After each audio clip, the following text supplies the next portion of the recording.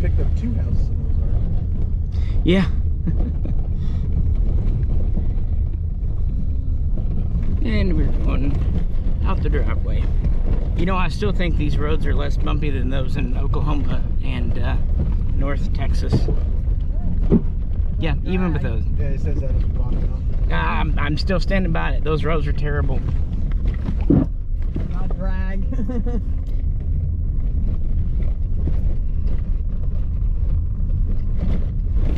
Yeah, you got a little driveway coming out. Oh, shit. I try to cut that rubber tire over the garage. Oh. This gun case is getting a little friendly with me. Sorry. Yeah. I packed it a little different. At least it's the soft one. Right. Well, that was my thought process. I was like, let's Yeah. get something cushy instead of hard.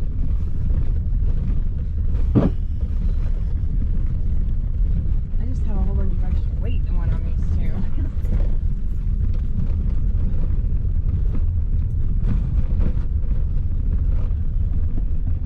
But then again, I drag coming out of my driveway just about every day. Okay. That's right. I'm still not letting the road thing go. Hi, Misha here, and this is a kind of a combo black box and also extended cut of the video for Memorial Day posted on the main Mishaco channel. So if you came here from there, welcome.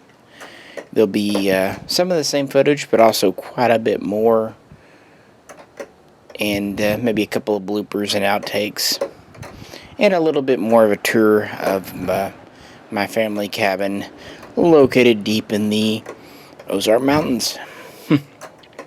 So this will focus less on my guns, more on my old college buddy, J-Ro. We met just about 20 years ago.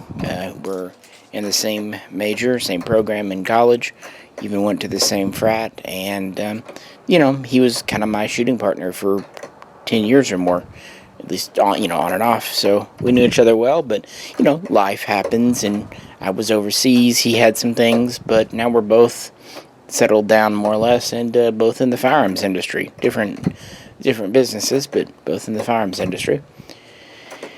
And you know, I had mentioned a couple of months ago when he and I met up at my father's funeral that we should get out and go shooting soon, you know, kind of catch up on old times. And finally, with the JDI project done, and me being absolutely exhausted, the time seemed right. Memorial Day rolled around, and frankly, all the cards lined up. I needed a respite.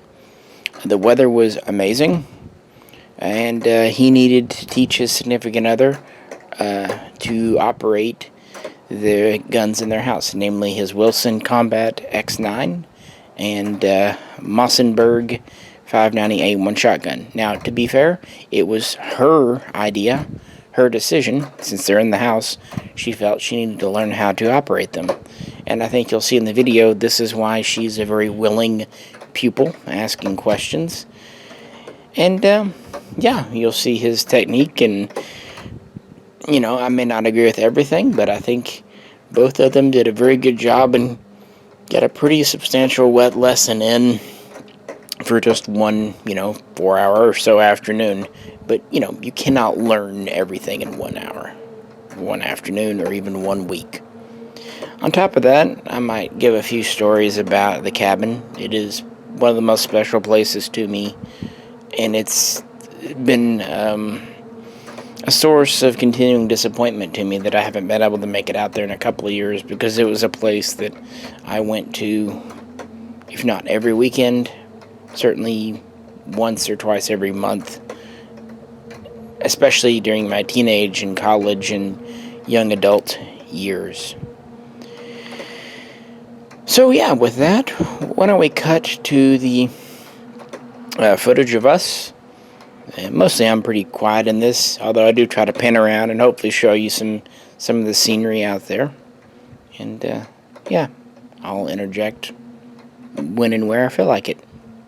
Me. Yeah, you don't want to be using your hand to push the gun up. What you do is you tuck your arm in, and then it just rests.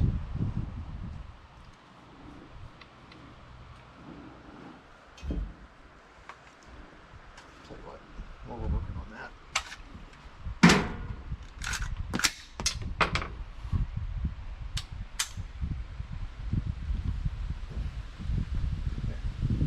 It's a lot wider when it goes in. Yeah, what you want is you want the gun to be able to just sit like that. And so the more tucked in you are here, the less you're trying to hold the gun up with your left hand. It's still heavy. Yeah, it's still a little heavy. I can just feel it. I can feel it pulling right there. Yeah. It's just heavy. On fire. So whenever you're ready, there you go. Hold on, I'm getting it, hold on. And that trigger's real light, so touch it gently and then pull. Yeah, that's a lot better.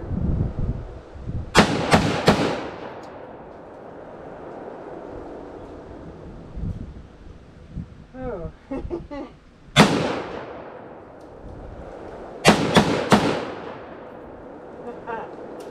I don't know when it's empty. Well, for starters, you pull the trigger and nothing happens. Keep your finger out of the trigger guard here. Let's put it on safe. Roll the gun over. Okay, if it's empty, this will be locked all the way back. Right now, it's still forward, which means it successfully stripped it around off the top of the magazine and put it into battery.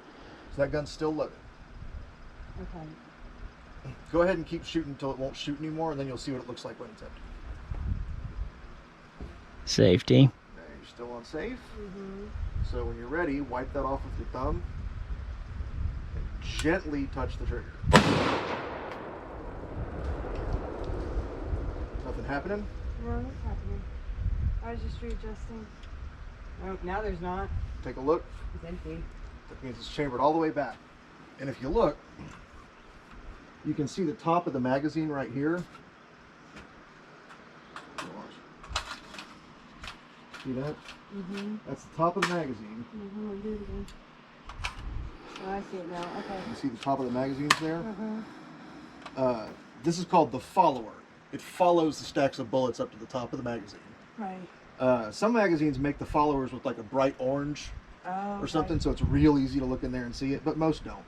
And if you look, you can see the top of the magazine. There's no bullet in the magazine. And if you look this way, you can see that there isn't one sticking in the pipe. It's still on fire. That's fine. Now, the more the magazine's full, the harder it's going to be to press things down. That's why I took a few off the top for you to get used to it. Yeah. But like I said, the easiest way to do this is to press the top round with your thumb on the back here, and then use the edge of the casing to push on the top one. Here you go. Is this the rest of what's going to fit in here? No. If you look on the back of the magazine, these magazines have an indicator. Oh, they have numbers. And so if you can see a little bit of metal showing in there, then there's a bullet in that position. You know what? This is a gorgeous weekend for Memorial Day. You're put your thumb on top. When you take the bullet to push down on it, put one finger under it like this, and then take your thumb.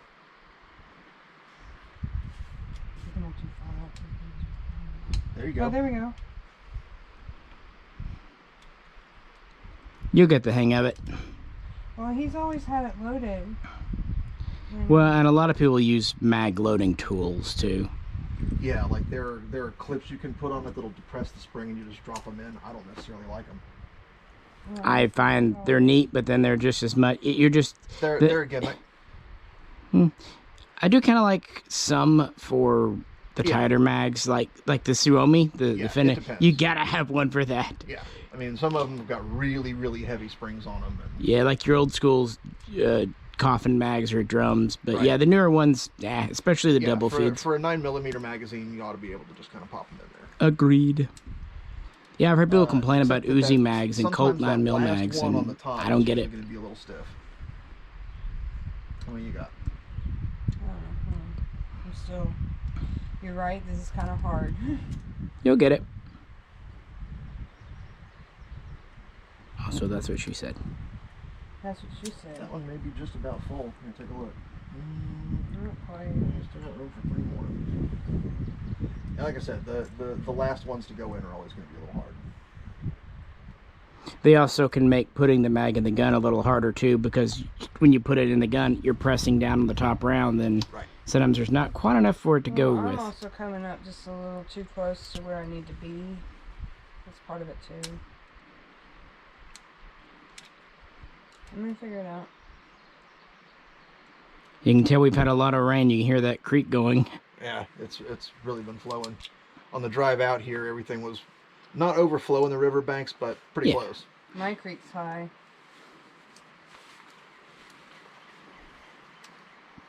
But temperature-wise, I don't know how we could ask for nicer. Oh, it's gorgeous out. Okay. Let's see, you want to, and you're kind of pushing a little far forward with your thumb there. Okay. You just kind of push it down enough to get it moving. And then take this, push the whole stack down. There's room for one more. I'll put that last one in. I don't remember where the fire is. Easy with that. Here. It up high. You should be able to feel yourself touching, not necessarily the barrel itself here at the injection port, but up here somewhere. There's a little knob here that's the back side of the takedown. That's a real good reference point where your finger will just kind of know that it's out of the trigger guard. This one's... Now, you are doing what a lot of people call the teacup, and that's the way a lot of people are taught to shoot, but it's not optimal. It's not what you want to do. Here, I'll show you what's going on with this. With your right hand,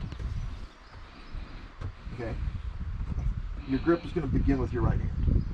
You want to be as high up on the back of the gun as you can, up here behind what's called the beaver tail. The webbing of your hand goes under there. And the reason for that is that if your hand is down here, lower on the gun, and you shoot, it's not stable because the primary direction of the force is going to be directly backwards. And so with your hand further up the back of the gun, you've got more forearm and more control over the gun. It's not going to rock as much. So here, try holding that first. That's good with the finger out of the trigger guard. Now, with your left hand, I said you see a lot of people who are taught to teacup it under like that, and that's comfortable for a lot of people and it feels stable. But because the gun is going to come up and back a little bit, this teacup doesn't really do anything to help stabilize the gun for your second shot. You're actually much closer to what you're looking for right here. So let me show you something real quick. Remember, we start high up on the beaver tail, like this, and I like to keep the thumb flag. There's kind of some argument about where your thumb ought to be, but I like to keep, for a 1911 like this, I like to keep the thumb up here so it's real easy to operate the controls. Now, with your other hand, see, with your grip like this, you've got all this extra space, all this extra meat on the grip.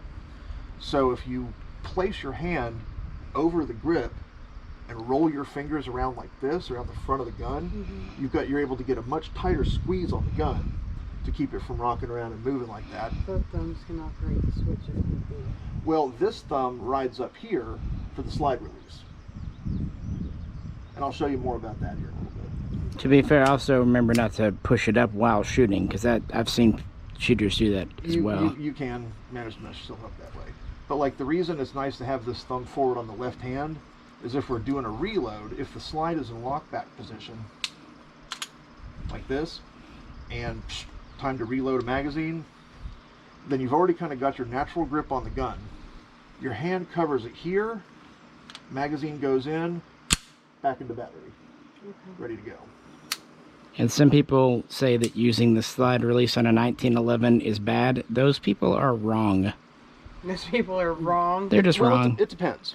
We're gonna go with wrong though. If you've got a really light custom trigger job, the problem is that the slide is moving forward a lot faster with more force when there's no round to chamber, and that can actually wear out the engagement between the trigger bar and the sear. So if you've got like this X9's got probably a 3-pound trigger on it, and so that engagement is really fine, and so you don't want to put any more stress on that than you have to. And people are like, but you're shooting the gun, that's a big violent explosion. But the travel of the slide is the real discrepancy there. And so a slide that's under spring tension that strips around out of the magazine and pushes a bullet forward is going to have more resistance and doesn't slam forward quite as hard. But with the standard issue 1911 A1, you know, Army 1911s were always kind of notorious for being inaccurate.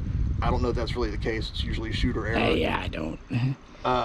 But they're essentially meant to be bins of parts. You can put a 1911 together from a pile of junk and put it together in the field, load it and shoot it. That being said, shooting a really finely tuned custom 1911 with a 3-pound trigger on it is, I don't know, there's just kind of a joy to it. My next question is, I want my arms out, right? Yes, you do.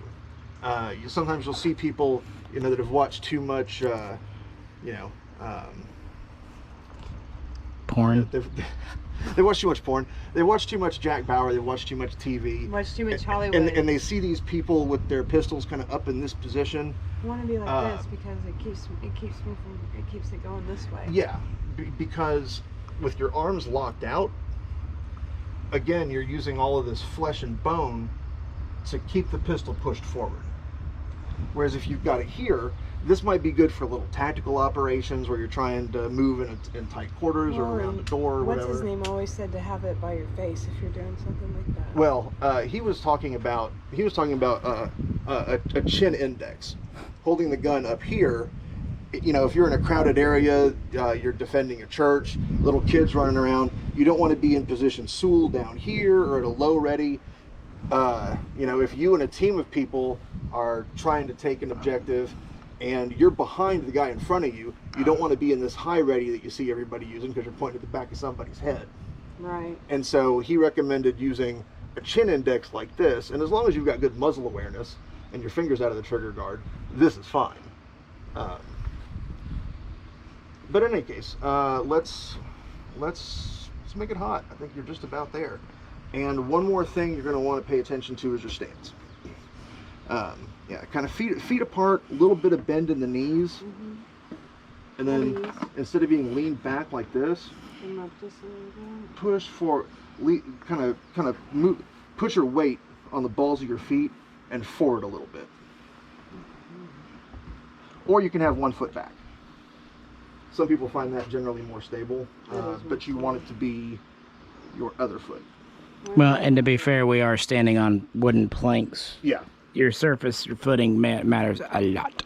Why my left foot instead of my right? Because this arm is sticking out further. Okay. And so the force, because you're shooting right-handed, is still going to come back this way. So I'm going to fall back. And so okay, having no, your no, right no, foot back is going to to be more stable. Yeah, no, I fall back on my Okay. right. Ironically, working with a service animal is the same exact way. You fall back on your right, this way, Okay, right? and trigger finger awareness looks good. Go ahead and insert the magazine. This way, right? That's right. There you go. Oop, easy. There we go. Now you're in there. Now, you're not going to be able to, well, you will be able to chamber it because safety was off. Oh. But to chamber that first round, you'll need to wipe the safety off and get used to doing that with just your thumb. In fact, go ahead and just wipe the safety off and on a couple times with that thumb.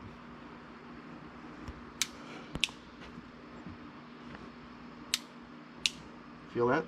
Yeah, I feel like I'm not Watch your trigger finger awareness. Okay. Now with the safety lever down. That's on. Remember, with it on, the slide won't move. The whole gun is locked up. No. So to chamber that first round, wipe that off. You might turn the gun sideways just to kind of take a look. Okay, that's hot. Watch your trigger finger awareness and put the safety back on. Okay, now this is the way that most people carry a 1911, or you should, for defensive purposes, cocked and locked. The reason you want to keep a 1911 carried with the hammer back is that especially older 1911s, the hammer is actually engaged with the firing pin when the hammer's down.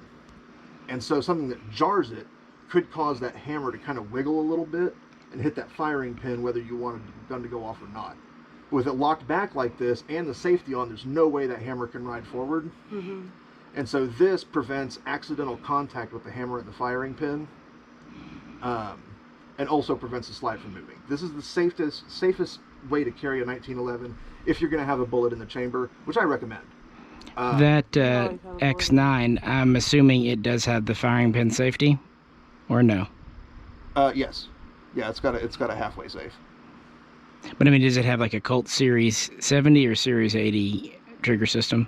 I'm not sure. No internet out here to look. But okay, the gun's hot. Safety's on. Hammer's back. Finger position looks good. Now, one more thing. Let's go over the mechanics of actually shooting the gun. You'll want to align this front dot. The top of this front bar sits right across the top of this. So you want that to be flat as possible. You don't want a gap where you can see the top of the front sight, and you also don't want the front sight sticking up over this. That's going to help you control your vertical aim. And then horizontal aim, you just want to keep it as much in the center as possible. Now with the way that these sights are aligned, you don't want to cover up the target with your sight picture. You want to put whatever it is you're going to shoot right on top of this dot and have this dot level with the back. And then instead of just kind of reaching in and pulling the trigger, you can feel, and we'll unload it and give you more an idea what the wall is when I say that. But the trigger has a certain amount of travel in it before it actually disengages the hammer. So you can have your finger resting on the trigger and pull just as really lightly, and you'll feel it kind of stop. And then if you pull past that stop is when the gun's going to go off. So it's a good habit to be in once you're ready to shoot, to touch the trigger, pull it up past that slack, and then break through the wall when your aim is where you want it to be. Doesn't it click? When we've dry fired it, it clicks. Yeah, that's the hammer falling forward when it's dry firing. It won't click, it'll bang. Okay. Want to give it a try? Yeah. Okay, that gun's hot. You got one in the pipe. You got the safety on. I had it. I got my ears in. You got your ears in? So whenever you're ready, keep your finger out of the trigger guard. Wipe that safety off. That gun is ready to go bang. Touch that trigger real lightly. Oh, whoa. Easy. You alright? Yep. Put safety back on. Startle you? I think that's the first time I fired this with a bullet in it. I think it is, honestly.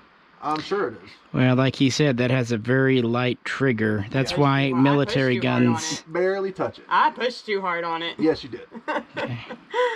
Oh. Like I said, just barely feel it with your fingertip, and then you'll feel. No, I felt it. Like. Yeah. Oh. Take a break. Okay, feel pretty confident it's unloaded? I'm very confident since it's unloaded. Good. Now I'll show you what I meant by the wall. Go ahead and take your firing grip. Another brick in the wall. That's good. And this thumb forward. Nice.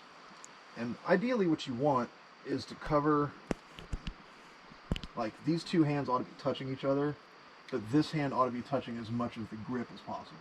That's good. That actually looks really good. And see, from there, like I said, you can just kind of turn your thumb up and wipe the safety off and on. And what I want you to do, go ahead and take the safety off. Now, put your finger on the trigger, and I want you to really lightly pull on it until you feel it start to stop. Lightly and slowly pull on it. I feel it right there. Now, what happens when you pull a little harder? That's the wall.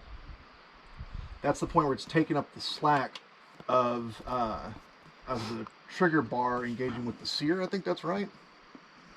But it'll stop for a second where it kind of catches, and then pushing it past that point is what releases it and causes the hammer to fall forward. Your safety is... With the hammer forward like that, the safety won't go on. So if you wanted to, you can cock that hammer back. There you go. I'm like, why won't the safety come on? This is why I personally think that a 1911 is an awesome carry gun, as opposed to something like a Glock. Because if you're comfortable with it, it's second nature to just wipe that safety off and on. It's not like it's costing you any extra time. Oh, you're losing time wiping the safety off. No, you're not. Because during the draw, you're going to wipe that safety off as you're taking your firing grip anyway. But if somebody gets hold of your Glock, all they got to do is start pulling the trigger. Somebody grabs your 1911, they're probably not going to be able to shoot the gun.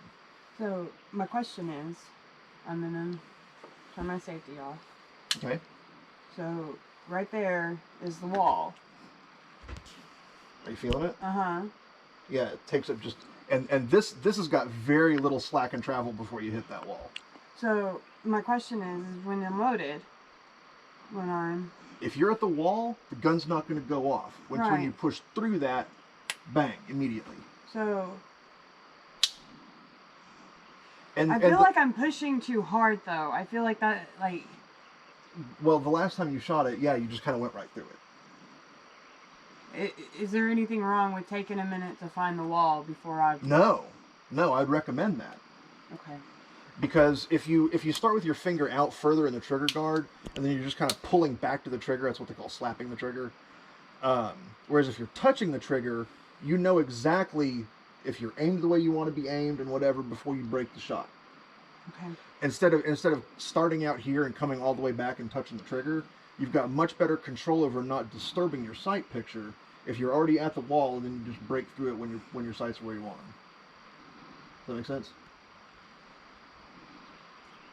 Well, it'll make sense here in a second. Let's get to the wall and make sure you're lined up and then fire? That's right. Okay. That's much better than just starting out here and then coming back onto the trigger. Is to be engaged with the trigger already and have pulled it and know where that wall is. Now, not every gun's going to have a wall like that. Like a double action pistol's not going to do that. I mean, a DA is not going to do that the first time you pull through it. It's just going to keep pulling the hammer back and then drop it. Okay. So let's give it a shot. Okay.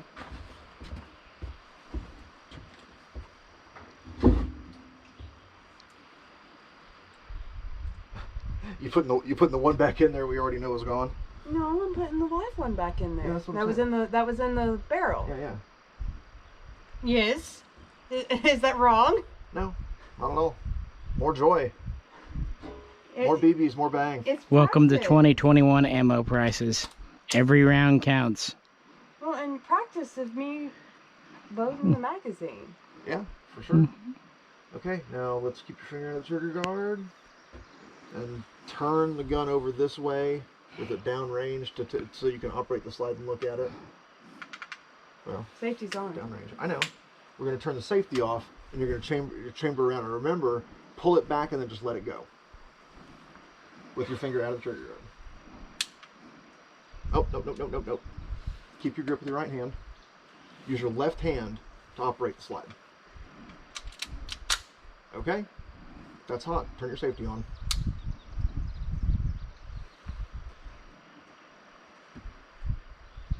Grip looks... I've got my hold on, I got my right hand weird. This one good. These No, I fingers had go my on. right hand weird. Okay. Now, if you're comfortable with your sight picture, I'm trying to kind of have your weight forward just a little bit. You can wipe the safety off and slowly, carefully find the wall before you break a shot. Here's the wall.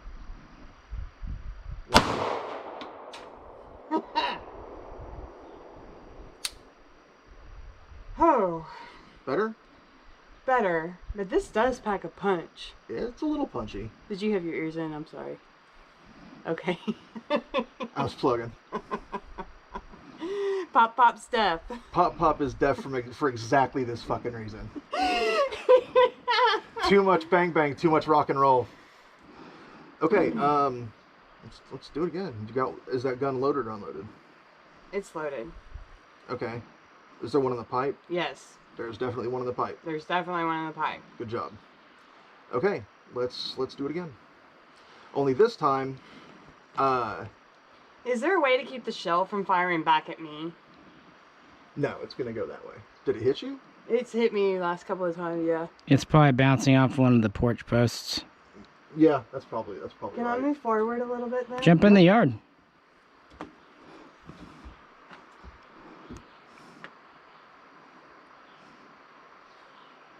I'm shaky. I don't know why. Probably nervous. A little bit. And the tension of holding up the loaded weapon can make your muscles shake a little bit too.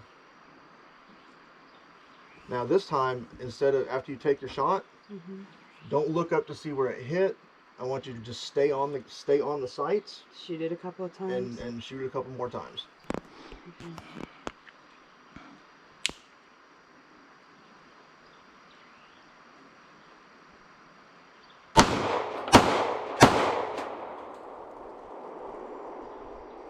Okay, I understand that better now. Okay. Safety back on, I appreciate that. If you're going to take a break, it's always a good habit to be in. Put safety back on. So I really don't agree with J-Ro about 1911s as being good carry guns, but again, this is why I tell people, hey, this is a personal choice. You need to find the one that that's right for you. I think skinny jeans are fucking stupid, but, you know, for some people, they can probably rock that. I also kind of disagree with him on the whole slide stop thing, but that's why I'm more of a durability person versus light trigger person. Again, different tastes, different strokes, and that's perfectly okay. The main thing is we agree about Mossbergs. But yeah, things are going well. No issues, no problems. Let me do what I can, do my best to give you a walk around of the outside of the cabin. Right now there's cooking and stuff going on inside it, so we can go inside another day, but we can at least, you know, walk around the outside a bit, and I'll see what I can record for you. Yeah, I don't know, just give you kind of a 360 field of view of where we're at and what we're talking about. It's kind of like I went. Right. And they tightened it up, but it's not all the way. I wonder. I wonder if you've got enough clay here that it goes around this. If you run some tape around that.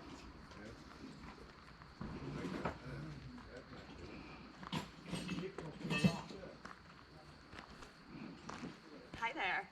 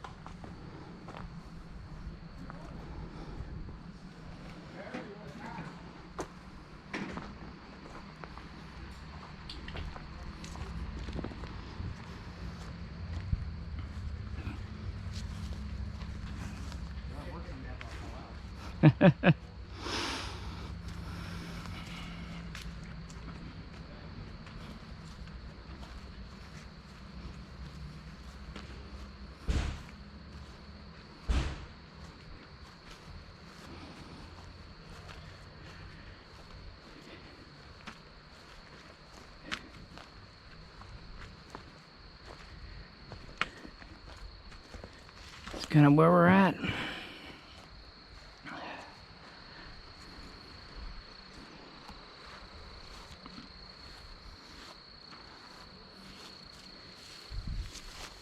And we're starting to lose some daylight.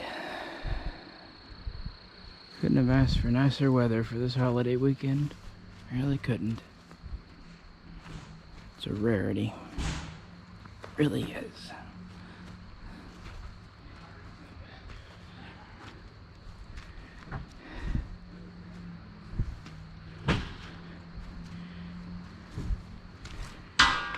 Bonk.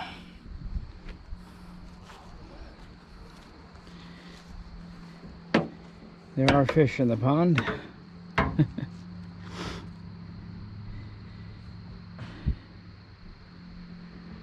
And the creek back there is still running.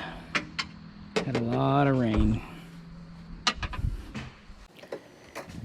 So, about the cabin's history.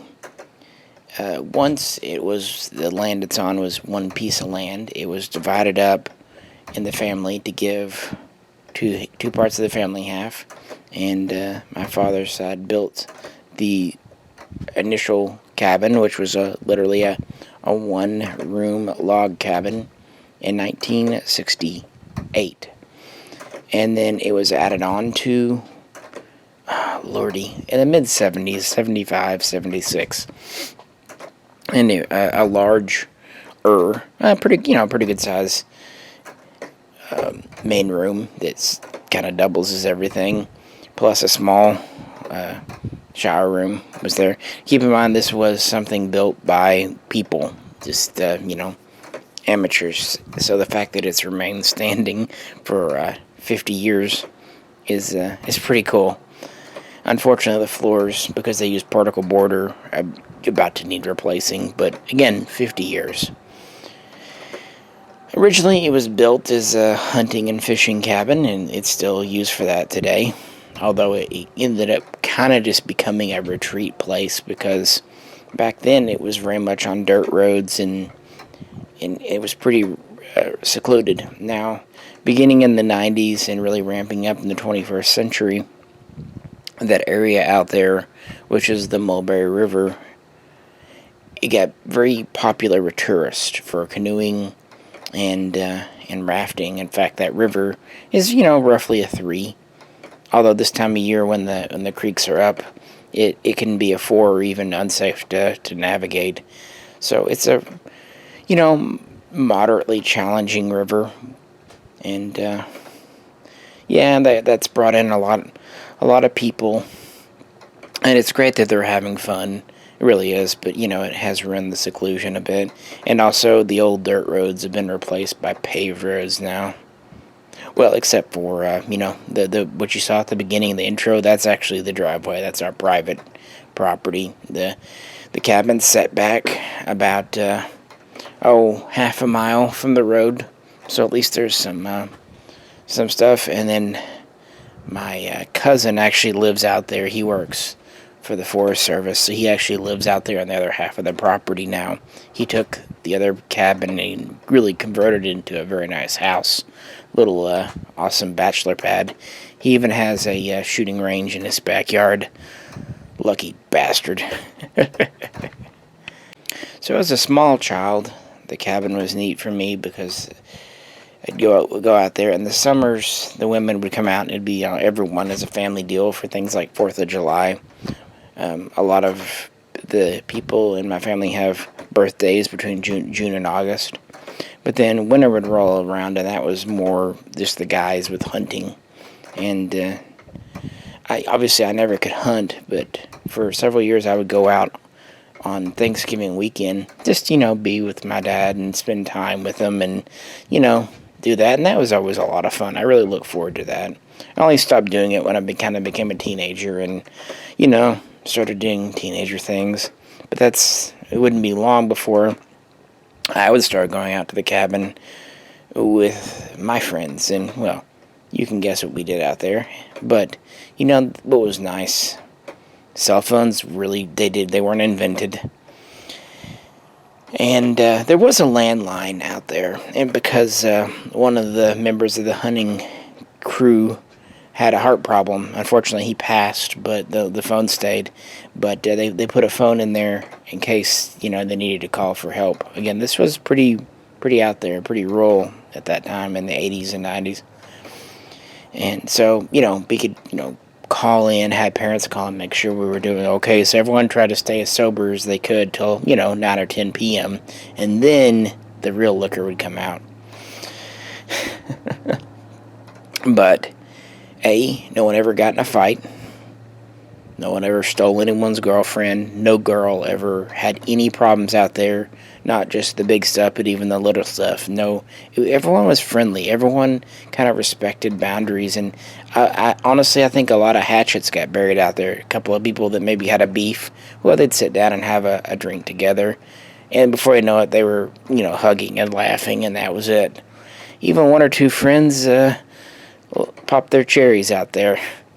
One of them showed the evidence in the trash can to us. Enough said. But, yeah, good times. And it's just because it was, I wouldn't say innocent, but it was pretty wholesome, as wholesome as light teenage rebellion could be. But, yeah, no fights. No one ever got arrested. Nothing like that. So, hey, since we never got in trouble, since none of the parents ever had a reason to complain, heck, we did it starting junior year, running all the way through senior year that summer, and we kept it up. Definitely freshman year of college and well into sophomore, and maybe even a little into junior year of college. So 4 to 5 years, my group of people would meet up out there once a month, give or take. And everyone was welcome to bring their friends, so lots of cool people brought lots of cool friends, and we had people coming from not just all over the state, but all over the region. We had people coming from states away because, so-and-so knew so-and-so, and then they'd bring them over, and as long as they were, honest people and not looking to start trouble, everyone was welcome at the table. We even all spent New Year's between 1999 and 2000 out there. Yeah, we rolled over the millennium right out there. So that kind of goes to show you guys. I miss a lot of those guys, but the fact is, you can't stay in touch with people your whole life.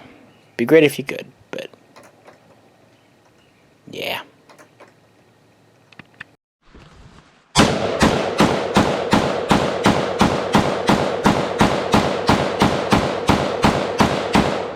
First shots out of the T91 Tactical. T91, not bad. Keep your finger off the trigger until you're in position. I'm locked and loaded. I know. I'm just saying. I was about to start firing, and then you told me to stop. Oh, because you weren't really sighting the weapon. Here we go. That's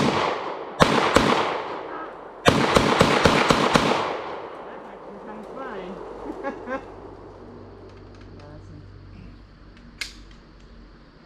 You didn't want to load a full mag, so that's what you got. No, I did not want to load a full mag. Here, I'll take a picture of you with it. So, I've had a lot of good times out there with a lot of good friends and girlfriends over the years and different things, and family. But it's also, as I look back, been a constant place of healing for me and other people. I think nature does that. Mountains, the rivers. And I don't know, maybe when a place has so much happiness and relaxation in its timbers, it absorbs some of that in some weird metaphysical BS way. I don't know. I mean, the cabin itself is nothing special. It's a rickety old structure that was put together by amateurs 50 and 40 years ago, respectively, to the sections, and needs a new floor now, and, it's mostly a man thing. It's not really, not a lot exactly amenities. Well, it does have running water, it does have electricity, so better than some, but it's not a cottage, not a bungalow, not a shack either, somewhere right in the middle, I suppose. So it's certainly not what it is physically that matters.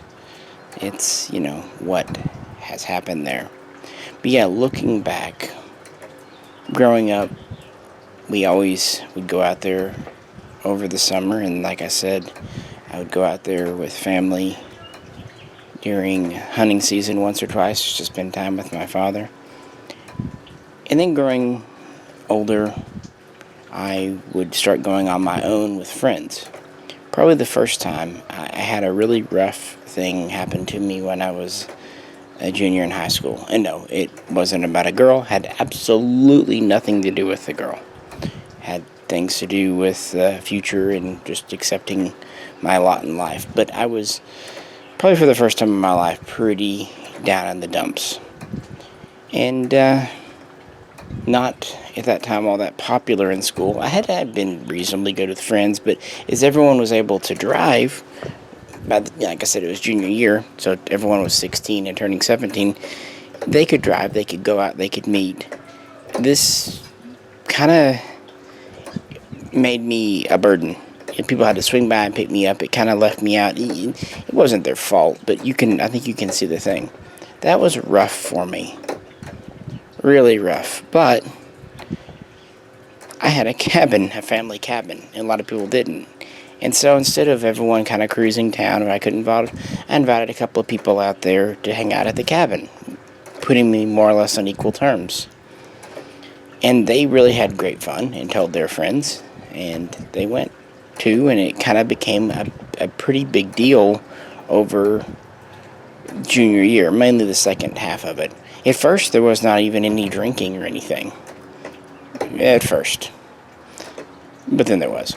Anyway. But the nice thing was we could drink in safety out there. No one was going to drink and drive. No one was going to do all that.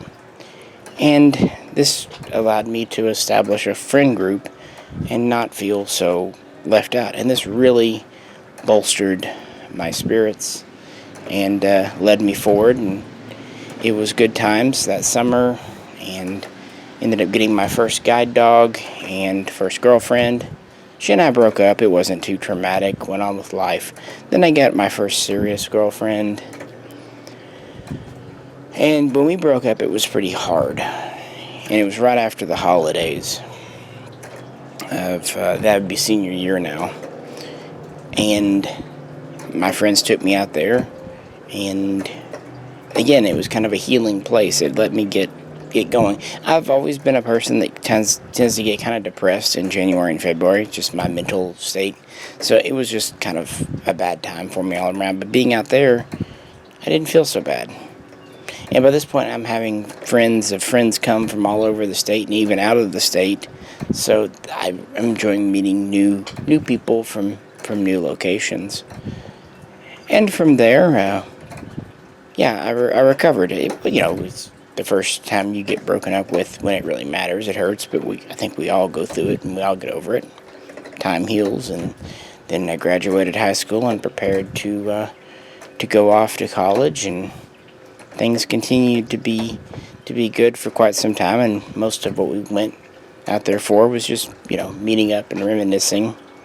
A few other friends would have breakups or other major things happen, and we'd take them out there, and while I can't speak to what was happening in their minds, it seemed pretty effective. They seemed to enjoy it, and it seemed like a place of healing for whatever that was. A place you could have fun even if you felt like absolute shit. Moving into college, I'd continue to go out there to study sometimes when I needed a quiet weekend. And when my first, not exactly fiance, but the first woman I lived with for a couple of years and I broke up, it was more or less mutual. But it still hurts, empty house after getting used to making it with someone. I would go out there quite a bit, and that helped. Again, being out does. And moving forward through grad school, I'd go out there. Probably the next time that I really needed to go there was when I got back here at the very end of 2008. I remember it was very clear. It was New Year's 2008, 2009. I went out there. This was important because this was a different type of separation. I was with a woman while in Russia, and then my visa got changed and I had to leave Russia with no notice. And she could not come to the U.S. with me. And that was rough. I mean, you think if anyone's ever tried to do a long distance relationship from, say, state to state, imagine trying to do it half a world away. They virtually never work. And we had a pretty solid relationship before, but being forcibly separated, and where we couldn't visit, I honestly didn't think it would last. And so I went out there and had, she and I called each other on our respective midnights for New Year's, and we did that. But yeah, it was just kind of another dark time, but for very different reasons. But the good news is that's my wife, and we've been married for 12 years now. So yeah, it actually did work out, which was a bit of a surprise. At this point, I'm kind of used to this stuff not working out. I guess it never works until it finally does, And yeah, moving forward, newly married, I started the business. I didn't go out as much for various reasons. I still would from time to time. The next major time would be in 2014 in June. One of my younger brothers had a major incident happen to him, and it had been kind of not really sure in life. And trust me, when I say he had a major incident happen to him, I do mean major. He wasn't making a mountain out of a molehill. And he was a smart person, a good heart, but he just was having a rough time getting over something. So took him out there and had a steak dinner, and just during the day did out, and then at night we just stayed up pretty much all night in the yard there talking. And I'm not going to take full credit for it. I'll give the cabin some credit, but it wasn't a year later that he was back in school, had met a woman, and had kind of quit doing things he shouldn't have been doing. And he's married to her now. They've been married for 5 years, and he is a medical student. He went to medical school. So for whatever reason, that seems, I hope it helped. Again, I can't be in the minds of others, but I can only imagine that other members of my family, father included, found kind of a similar solace out there. And unfortunately, because we moved at the end of middle end 2014, I haven't really been able to make it out. I did try to get out there a few times, but since I can't drive myself, it's been difficult. And with my father's passing, a lot of members of my family were reluctant to go out there because of, memories and all that. But for me, living in a different city than he did, it was kind of the opposite. I wanted to feel closer, and out there was about as close as you could do. But I was still not sure how I'd feel going out. But it felt good. It felt right. It worked. I'm in a better headspace now than I have been in 3 months. Not to say I've been depressed for 3 months, but you know what I mean. I just really feel pretty good. And another part of it was an old friend, as you saw in the video, joined me. And he seems to finally be doing well. We all have our demons, and it was great to see him back to his old self and bump into my brother, who you didn't see on any videos. He was kind of in there cooking most of the time. So you saw one of his friends, but yeah. Yeah, it was a nice thing to do. And we were saying it was great weather, and I'm sitting out here at the end of Monday as I record this. It's raining now, but at least for once the nice weather fell on a Saturday, Sunday. Typically, it seems like lately we've had really beautiful Monday, Tuesday, Wednesdays, maybe even Thursdays, but Friday, Saturday, Sundays have been shite. And that's been going on for over a year, it seems like. But Memorial Day weekend finally played right. It was just one of those days when everything came up aces, and you don't get many of those. You really don't. You really, really don't. If there were no rounds in it, you'd have to push this little lever in order to operate the pump. As it is, you don't have to do that. You should be able to pull it back once, and then when you pull forward, here I'll show you what the operating mechanism is going to look like. It's going to bring that carriage down.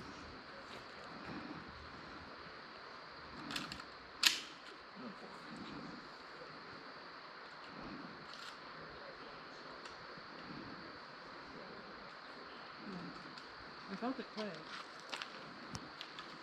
Well, I need to try to pump it because that's the hard part for me. Yes. Hold that. And again, remember your trigger finger awareness and hit this brake first. Hit the brake lever.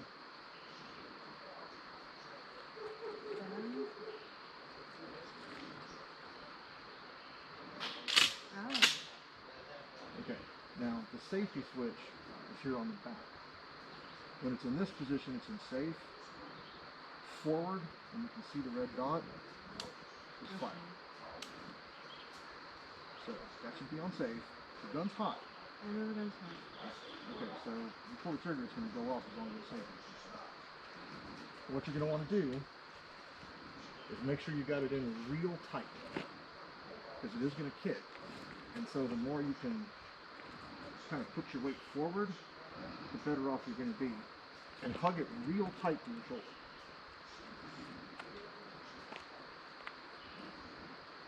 And then when you're ready to shoot, switch that to go, and then to reload, I pump it, right? pull up.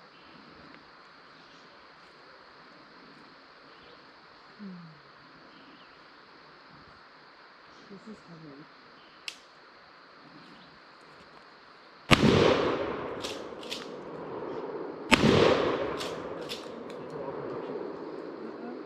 I was off. I just was low.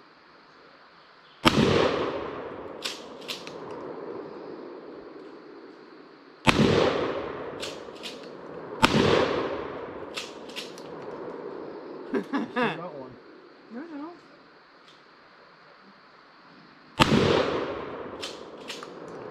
Where did it go?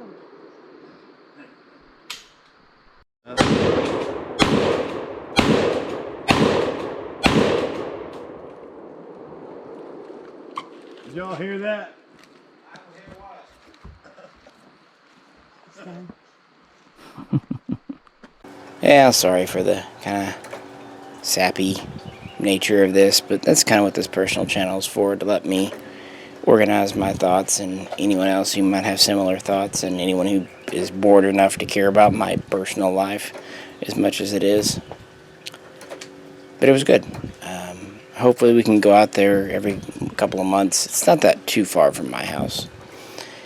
The only negative thing, you can shoot out there. Pistols are fine, shotguns are fine, but because of the mountains, because of the hills, we tried to look for a place we could kind of do some gentle landscaping or whatnot to put a real rifle range in, and that's going to be a challenge. I'm not giving up on it yet, but I don't think we'll be able to get too much for rifles, unfortunately. So like that Dragunov and that Sapper, it's not going to be the place to shoot those. Of course, to me, that's not really a big deal, but I like people that go to shoot with me to enjoy themselves, and I like to be able to give at least some nominal accuracy report, even if it's secondhand. I'll keep thinking on it, and maybe something will come up, you know.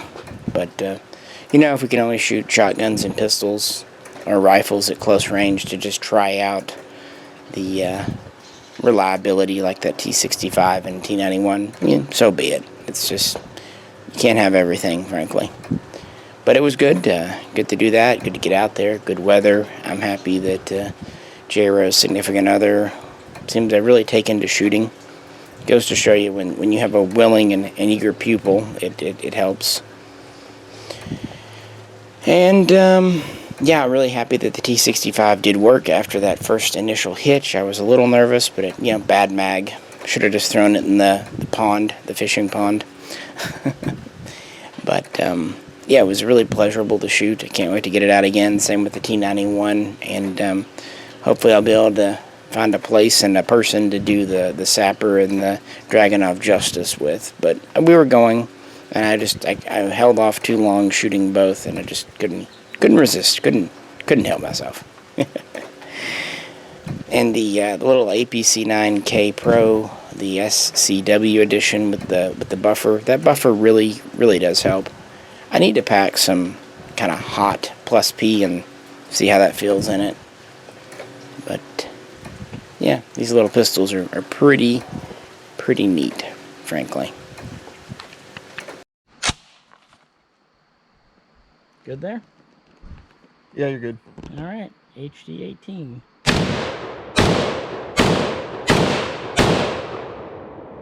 Held open again.